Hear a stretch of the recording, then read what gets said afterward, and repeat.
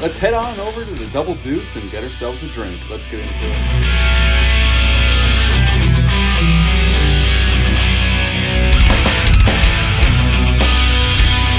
My channel, hope you're all doing well out there. Today we're all going to head over to the Double Deuce for a beer, but before we do that, like, comment, and subscribe. Join me here. I greatly would appreciate that.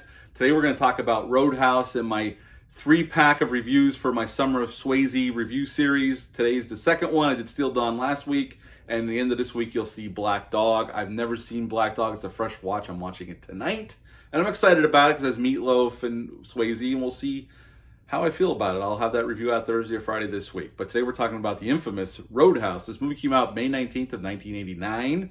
It's rated R. It's an hour and 54 minutes long. Had a budget of $17 million. And upon release that May, it made 30 in America and 61 worldwide. But this movie made a ton of money in the VHS rental market. And this was a staple on HBO. That's how I saw it when I was a kid. They played this on a goddamn loop all the time. And this movie is pretty badass, although cheesy as hell, and we'll talk about it. And this movie was directed by Rowdy Harrington. Rowdy Harrington, the year before this, had a little slasher film called Jack's Back with James Spader. I actually have it on Blu-ray. Scream Factory had released a Blu-ray a few years ago. I think it's out of print now. I'm not sure about that, though. You still might be able to get it. I actually like that film. It's not perfect. I think I'm going to review it this Halloween for my horror movie series starting in August for Halloween. And he also directed Gladiator, this little underground boxing movie in '92 with Cuba Gooding Jr. and Brian Dennehy. I like that movie a lot. I'll have to review that sometime later in the year. And a little Bruce Willis thriller called Striking Distance, which I really like a lot too. But anyway, we're talking about Roadhouse here, not those movies. Patrick Swayze plays Dalton. He is the cooler that everybody wants to come and clean up their bar. And Kelly Lynch plays Doc, the love interest of this film. The great Sam Elliott plays Wade Garrett. He is Dalton's mentor and best friend. And Ben Gazzara plays Brad Wesley, and he is the main bad guy along with his right-hand man, Jimmy, who has some interesting things to say to Dalton right in the middle of their big-ass fight towards the end of the film, and we'll talk about that statement because it's a holy shit statement.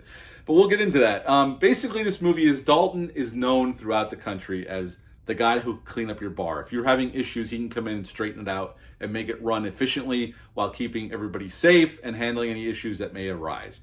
So Kevin Tighe, who plays the owner of the Double Deuce, comes to LA, finds Dalton, and makes him a proposition because he owns the Double Deuce, but it's turned into like a place where it's a bloodbath by the end of the night, lots of fights, a lot of people doing drugs, stuff like that, and he's coming to some money. He wants to fix it up and make it a reputable place. So he offers Dalton whatever he wants, and Dalton goes, because if he doesn't, we don't have a freaking movie, do we? And he goes to Double Deuce, and he starts cleaning shit up, but unfortunately, he catches the eye of Brad Wesley, the rich guy in town who basically puts the screws to all the business owners. They got to pay him for protection and all this shit, and they basically get into a big pissing match, and what ensues are hand-to-hand fights, lots of hand-to-hand fights. We get into gun battles, there's explosions, there's a knockoff Bigfoot truck that they run through a goddamn car dealership. All cheesy, over the top, and it's fucking awesome. I've always liked this film. It's a solid action film, and as the movie goes along, we end up with our big fight between Jimmy and Dalton on the beach, on this little riverbank where he's living in the top of this barn. And then we get the final showdown where Wade Garrett gets killed, and Dalton goes to Brad Wesley's house, takes out all of his goons, and then Brad Wesley ends up getting killed as well. And that is the end of Roadhouse. What to like about this film? Well, the hand-to-hand fights are really well done, really well choreographed. Remember what I said about Steel Dawn, where at the beginning of the film, the choreography was, I didn't know what to expect. I'd never seen that film. It got better. Well, here it's a lot better. The fight scenes are really well done. Patrick Swayze was an accomplished fighter, and him and the guy that plays Jimmy, when their fight happens towards the end of the film, in the last part of the film, it's really well done and really brutal. And like I was saying, what Jimmy says to him when right before Dalton kills Jimmy, Jimmy looks at Dalton, and I hope there's no kids watching this, "I fucked guys like you in prison." That's what he says to him. Like, when I first saw it, I'm like, holy shit, who says it to somebody? But it is awesome in context of this film. So it is a pretty damn badass line to say to Dalton before Dalton rips his throat out and kicks him into the river. But overall, this film is really well handled by Rowdy Harrington. The cast is great here.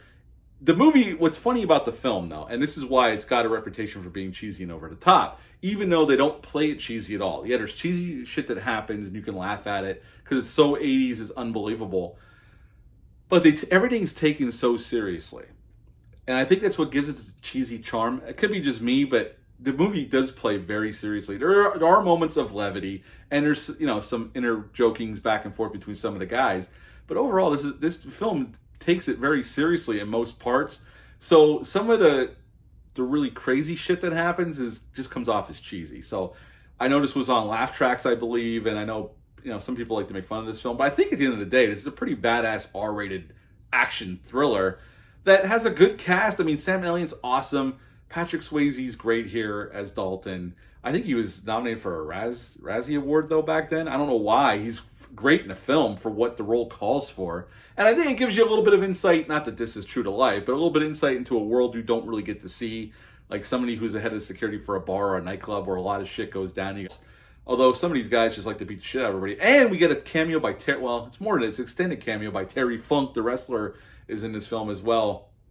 So it's always welcome to see Terry Funk in a film, and he's here, and he's actually in it more than just a cameo. He's in it quite a bit actually until he's taken out towards the end by Dalton. But overall, I've always enjoyed this film. It's a trashy, good time, plenty of action. The pace keeps moving. It's perfectly paced. You get a love story here with Kelly Lynch, who looks lovely here. Sam Elliott's awesome, although his screen time got cut down. Originally, the runtime was like 3 hours for this film, which I can't imagine a world where there'd be a 3 hour cut of Roadhouse. I don't think it needs to be that long, and obviously it didn't need to be. That's why they cut it down. Keith David's in this film as the one bartender for the Double Deuce, and he gets really no lines. I guess he did have more to do in the longer cut, but they cut it down to the hour and 54 minutes. They wanted it under 2 hours. Joel Silver produced this film, and originally Doc was going to be played by Annette Bening, was originally the one that was cast to play Doc. And I guess she came in, but supposedly the rumor is her and Patrick Swayze didn't have good chemistry, so she got let go and they brought Kelly Lynch in.